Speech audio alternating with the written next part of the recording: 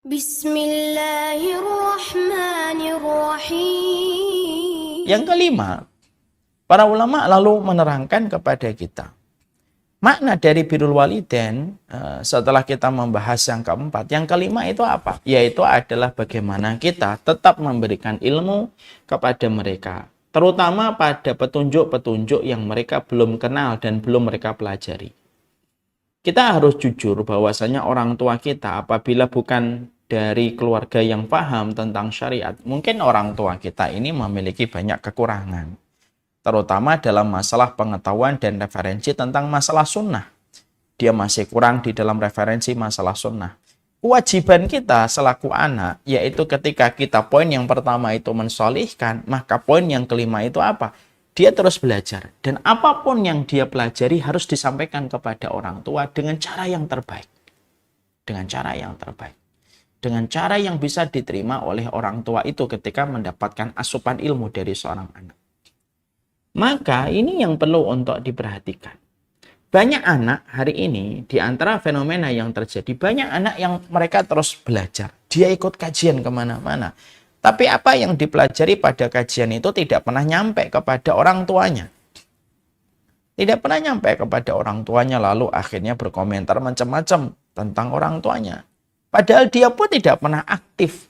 Dia tidak pernah reaktif untuk menyampaikan setiap ilmu yang dia peroleh untuk disampaikan kepada orang tua. Khidmah, berbakti kepada orang tua itu salah satunya dengan ilmu. Sehingga ketika kita mendapatkan tambahan satu ilmu, maka tidaklah bertambahnya ilmu yang kita dapatkan, kecuali kita harus memberikan dan menyampaikan ilmu itu kepada orang tua kita. Dengan bahasa yang sesederhana mungkin, yang mudah difahami oleh mereka. Jangan menjadi seorang anak yang sama sekali tidak ada ghirah, tidak ada semangat untuk menyampaikan ilmu. Kita tahu betul kehidupan kita berikutnya sangat tergantung bagaimana proses kita mendapatkan ilmu dan mengamalkan ilmu. Man salaka thariqan yaltamisu fihi ilman salallahu lahu thariqan ilal jannah. Ini kan hadisnya ternyata. Kehidupan akhirat itu sangat tergantung dengan ilmu.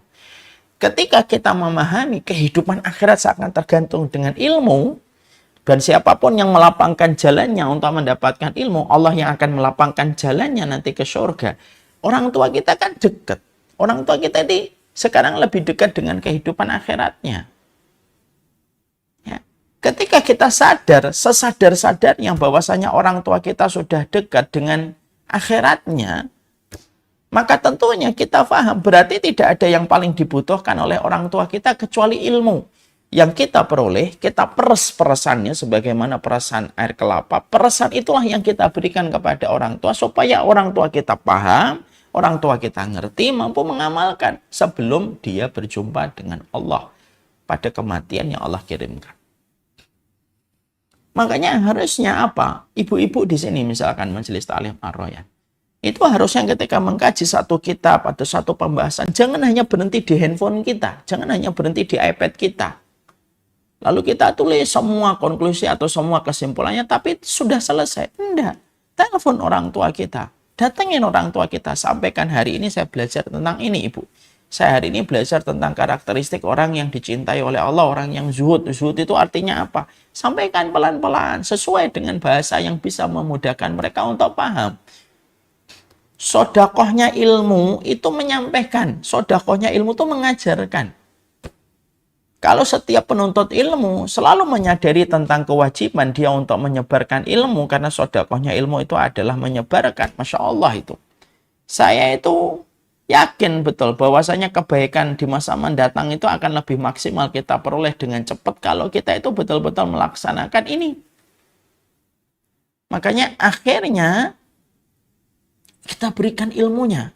Jangan sampai akhirnya kita menganggap, udahlah orang tua saya tidak mungkin paham. Loh, kalau kamu sudah suudon kepada orang tuamu, terus siapa yang akan husnudon kepada orang tuamu kalau kamu sama orang tuamu suudon? Lah, tidak mungkin lah ajaran sunnah kayak gini orang tua saya akan paham. Lu gimana sih? Bukankah kamu lahir dari rahimnya? Semua ilmu yang kamu peroleh, otak yang kamu dapatkan itu salah satunya dari apa yang dulu disuapkan oleh ibumu sampai melahirkan dirimu. Dan salah satu bentuk terbaik kita birrul walidain itu apa? Salah satu bentuk terbaik dalam kita birrul walidain itu berbagi ilmu. Kita sampaikan tentang masalah sholat ba'diyah, sholat qobliyah, sampaikan apa yang menurut kita penting untuk diketahui sama orang tua kita. Kita sampaikan kepada orang tua kita. Supaya orang tua kita mendapatkan petunjuk sebelum dia berjumpa dengan kehidupan barzah. Di mana kehidupan barzah dan kehidupan akhirat itu sangat tergantung. Bagaimana tercukupinya mereka dalam masalah ilmu yang berkaitan tentang akhirat. Ya. Makanya Masya Allah ya, itulah yang menjadikan kami itu sampai di Syamila itu akhirnya akan membuat namanya Syamila Wisdom, berdamai di usia senja. Ini berangkat dari berbagai macam fenomena dan kasus yang kami jumpai. Ada anak, ketika mereka sudah punya pekerjaan, orang tuanya itu merasa kesepian. Orang tuanya itu tidak tahu kematian itu kayak apa. Kalau nanti sakaratul maut itu bagaimana. Kalau nanti sakit berat itu apa yang harus saya lakukan? Banyak orang tua tidak tahu. Anaknya tidak sadar itu. Anaknya hanya mengajak orang tuanya jalan-jalan, makan di restoran. Tidak apa-apa, itu sudah hal yang mulia. Tapi jangan berhenti di situ, di-upgrading. Oh, Bapak ini akan berjumpa dengan kematian. Harus kita sampaikan tentang kematian itu apa. Kehidupan barzah itu kayak gimana. Apa yang akan terjadi kalau mereka nanti meninggal dunia. Apa yang terjadi kalau mereka akan mendapatkan rasa sakit, itu kan harus betul-betul diketahui.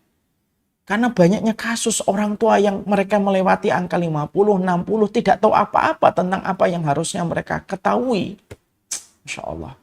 Nah itulah, kalau boleh saya agak sedikit menyimpang dari tema, makanya kami di Syamila akan mengadakan Syamila Wisdom.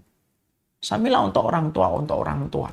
Di atas 50 tahun, terutama yang di atas 60 tahun, kita ingin ngasih sebuah narasi ini loh tentang kehidupan barzah. Bagaimana menghadapi kematian, bagaimana kalau kita sudah tua itu harus selalu berbaik sangka sama Allah.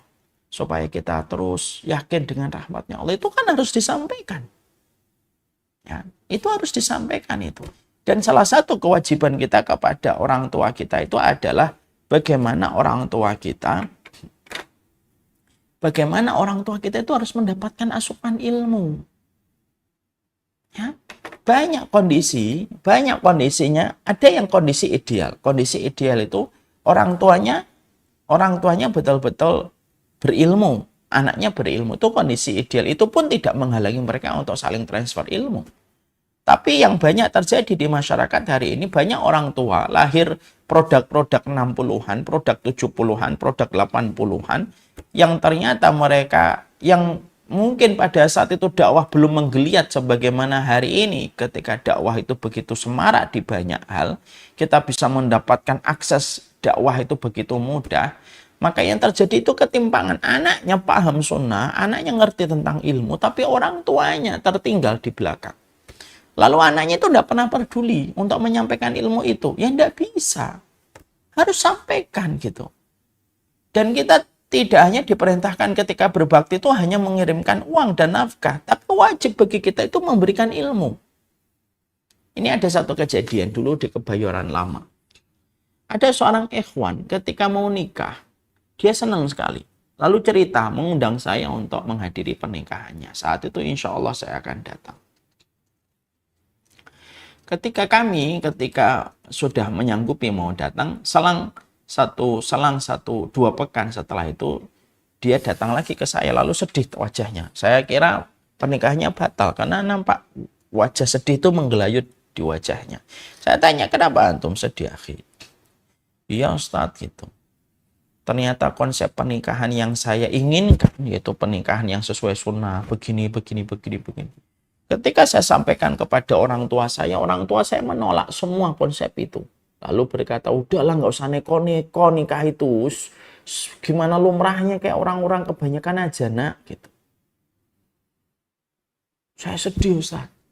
Nikahnya nanti kayak gitu. Orang tua saya malah belum paham tentang sunnah. Malah justru menghalangi saya untuk mengamalkan. Saya tidak membela anak itu. Tapi justru saya membela orang tuanya. Bukan membela pilihan orang tuanya, bukan. Tapi membela posisinya. Saya lalu ngomong sama Aina itu. Loh, Antum tuh ngaji sama, antum tuh sudah ngaji berapa lama?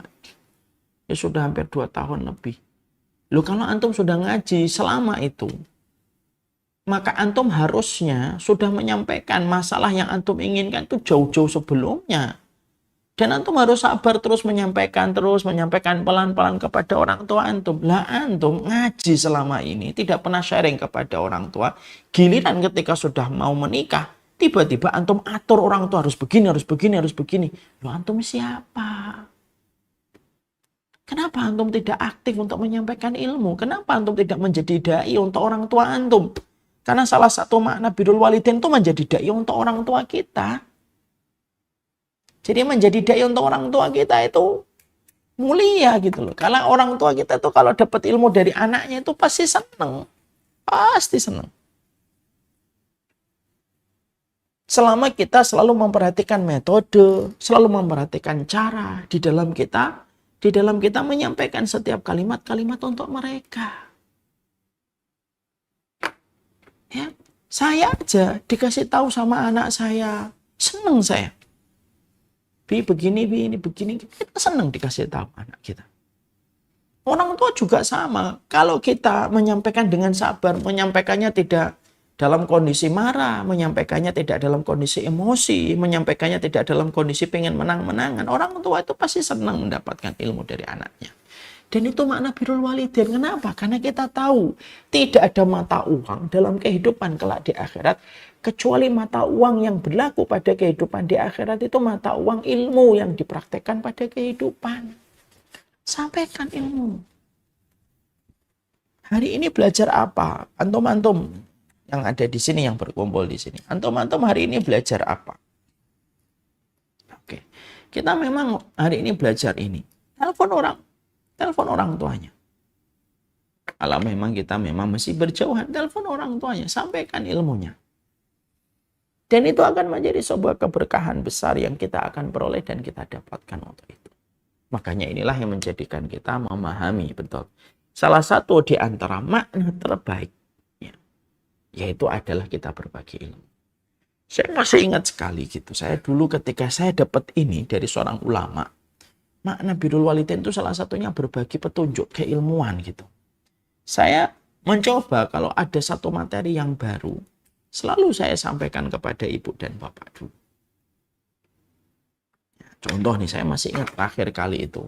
Ibu meninggal dunia hari Ahad, malam, Senin dini hari. Hari Sabtu, saya itu menyampaikan kajian tentang satu kajian, arti berkah pada hidupmu. Ini materi yang dulu saya baca dari perkataan Ibnu Rajab. Ini sudah lama, sekitar 8 tahun yang lalu.